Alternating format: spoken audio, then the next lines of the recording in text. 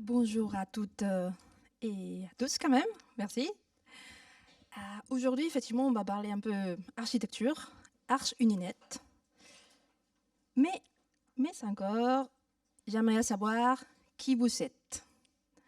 Du coup, qui est développeuse ici, s'il vous plaît?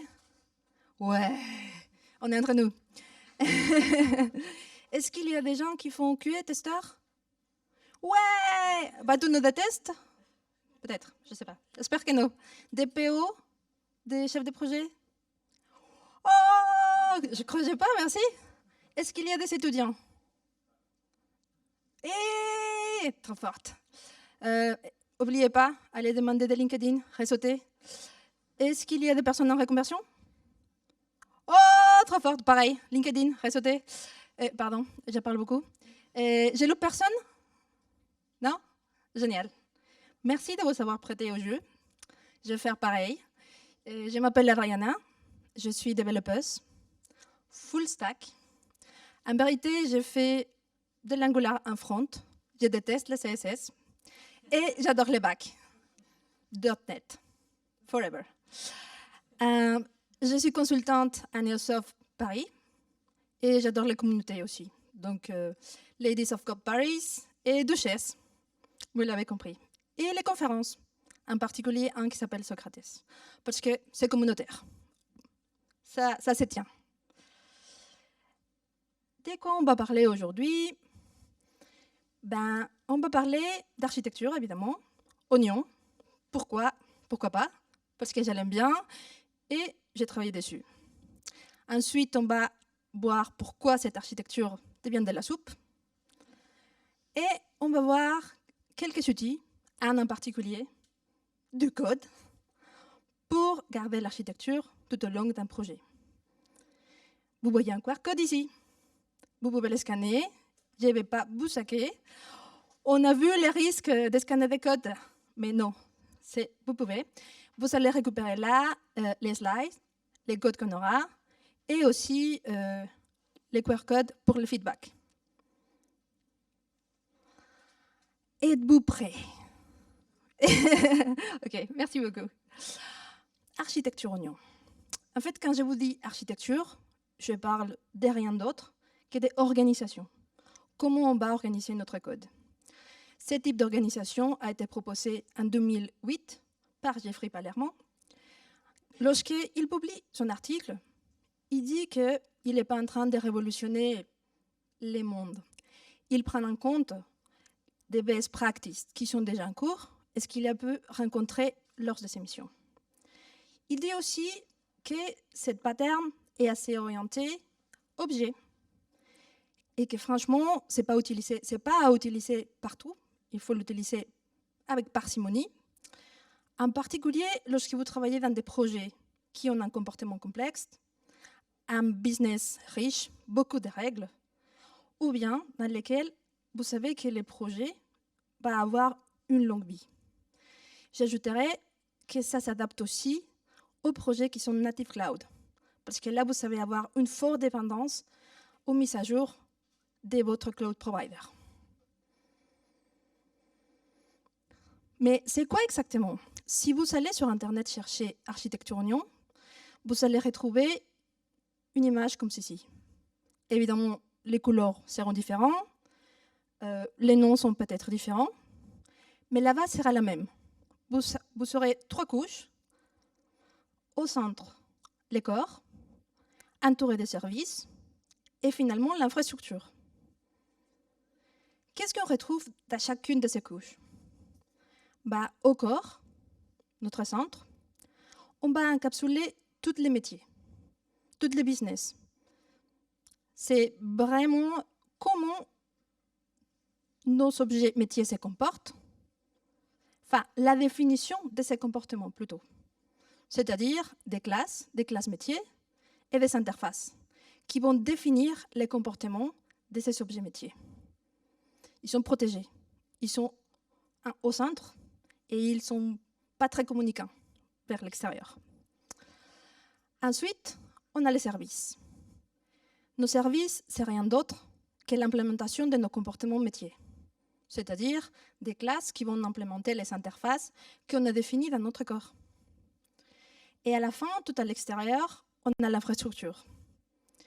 Qu'est-ce que c'est? Eh ben, tout ce qui n'est pas métier.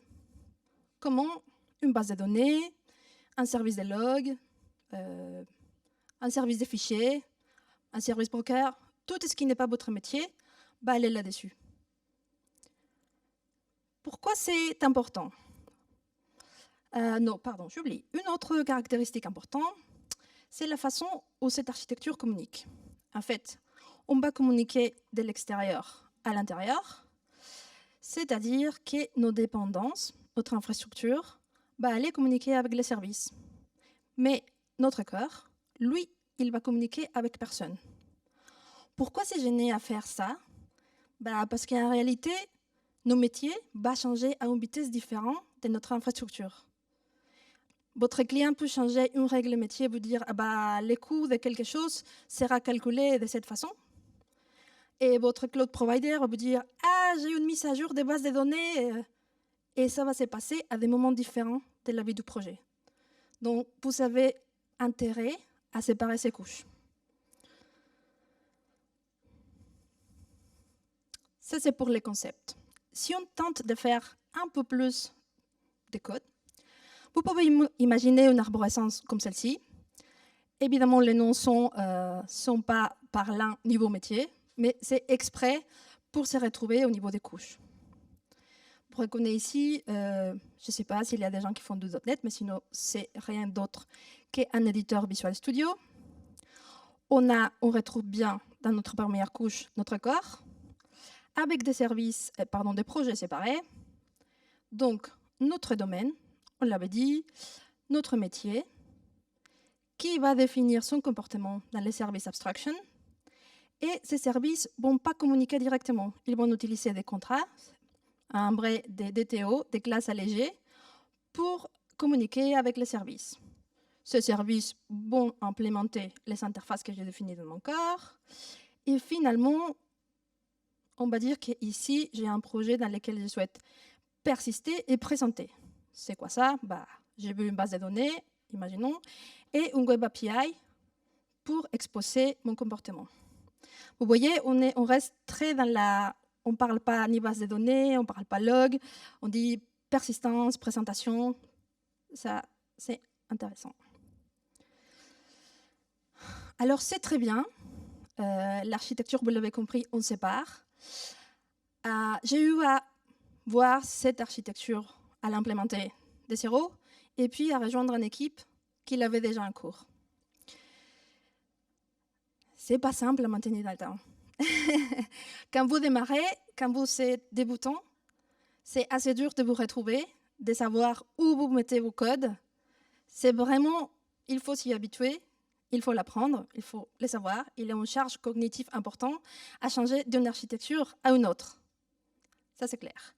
Et après, quand on rejoint une équipe, l'équipe commence à faire un peu n'importe quoi. Même si on connaît l'architecture, des fois, on travaille n'importe comment.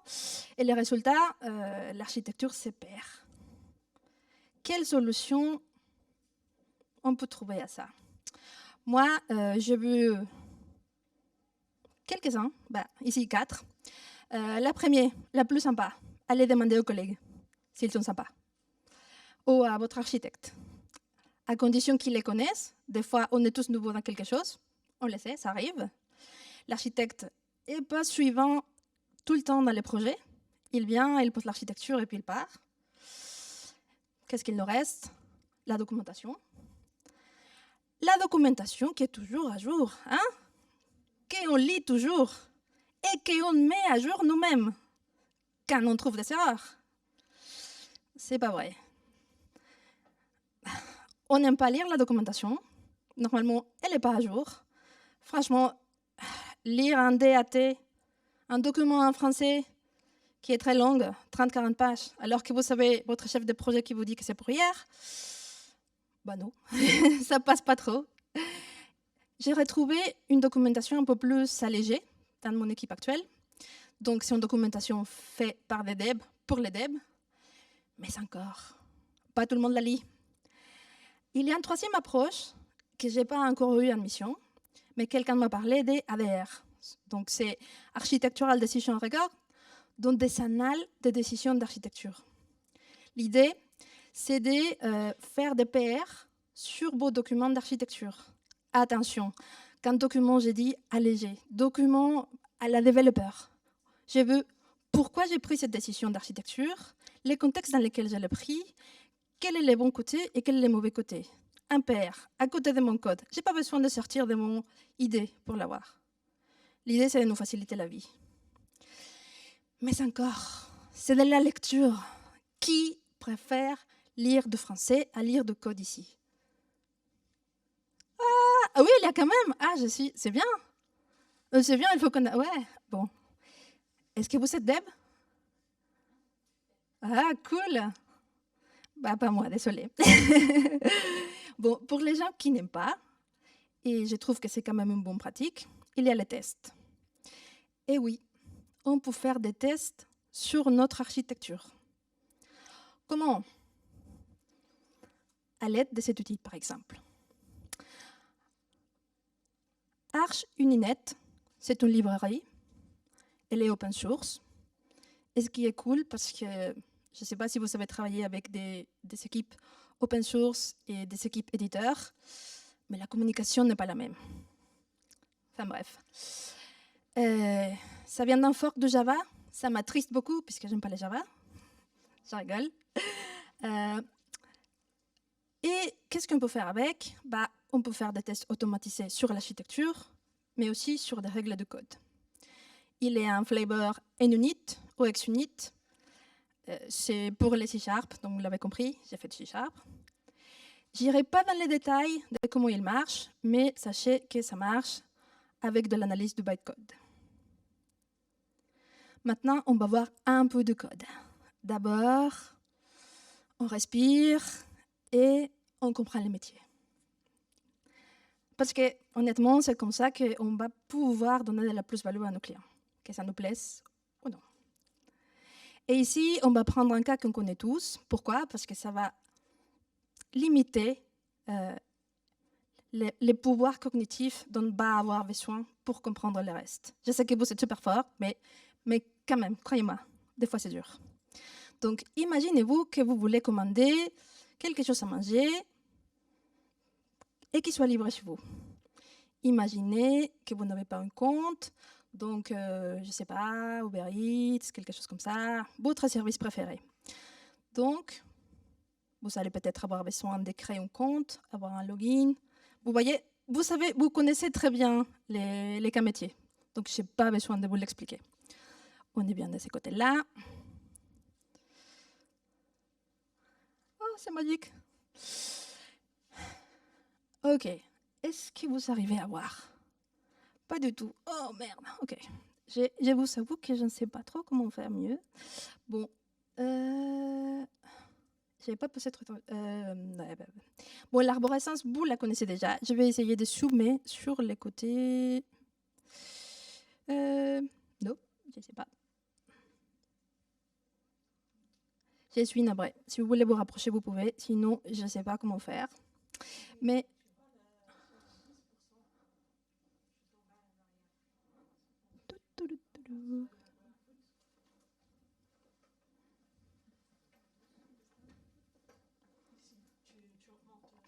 Oh, merci beaucoup.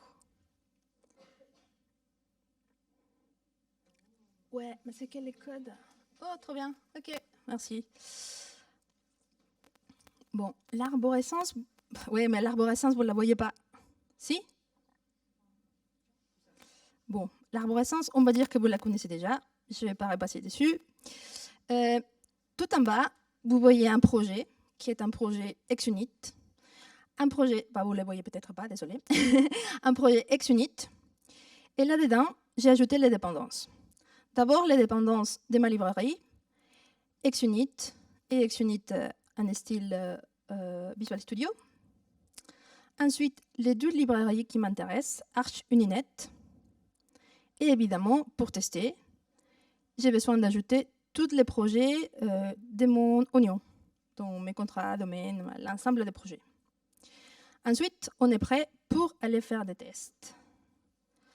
Et du coup,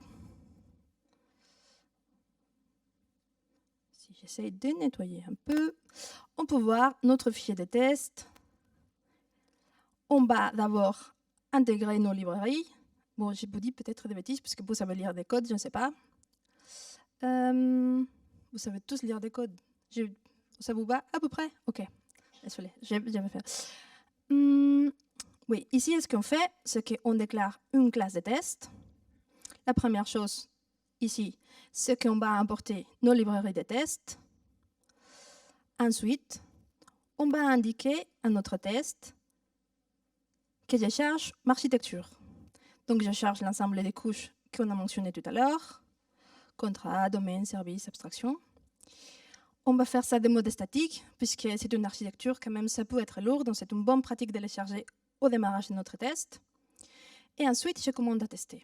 On peut tester beaucoup de choses. Ici, en restant du temps, on va faire deux tests très simples. Un test de nommage et un test de l'indépendance du corps de l'oignon. À quoi ressemble un test de nommage? Il ressemble ceci. Donc, j'ai dit que je vais tester les nommages dans ma couche présentation. Et ce que j'ai fait, c'est que j'ai défini, j'ai dit pour les classes qui sont dans ma couche présentation, il faut que toutes les classes aient les préfixes, ou les suffixes plutôt, contrôleur. Et je vais nommer ça ma règle de présentation. Ensuite, j'ai fait un simple check et il va vérifier ça dans l'architecture que j'ai créée. Une deuxième règle, on la voit d'un coup. Maintenant, je vais vous tester, on s'est dit,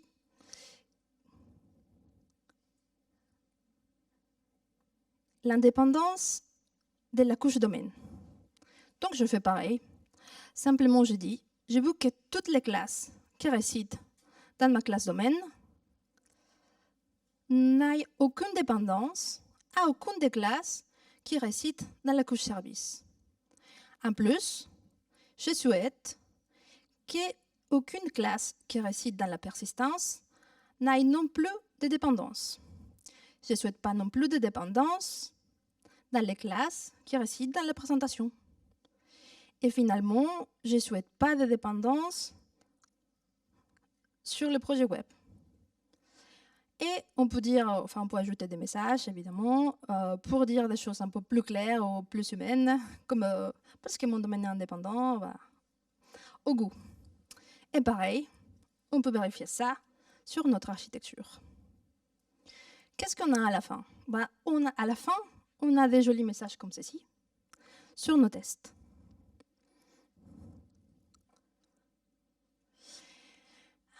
Je vois qu'elle est en presse, donc je vais vous faire un récap sur la session. Si j'ai quelque chose à vous transmettre, j'aimerais que ce soit que l'oignon est une architecture assez sympa. Je trouve qu'elle est dans le bon équilibre entre la complexité technique et aussi cognitive. Ce n'est pas à faire partout, parce que ça reste complexe. C'est utilisé avec parcimonie. Et je pense aussi qu'en raison de cette complexité, c'est mieux de l'utiliser avec des tests. Utiliser Archit, Uninet ou un autre outil que vous trouvez va vous permettre d'avoir des feedbacks immédiats sur votre architecture, sur où vous posez votre code, au moment même, sans devoir attendre que votre collègue revienne ou que votre architecte intervienne. Je pense qu'on n'aura pas le temps pour les questions. Donc, je vous laisse avec une question pour plus tard. Vous me direz si vous aimez l'oignon ou pas, et si vous savez adapter ArchUninet ou pas. Merci beaucoup pour votre attention.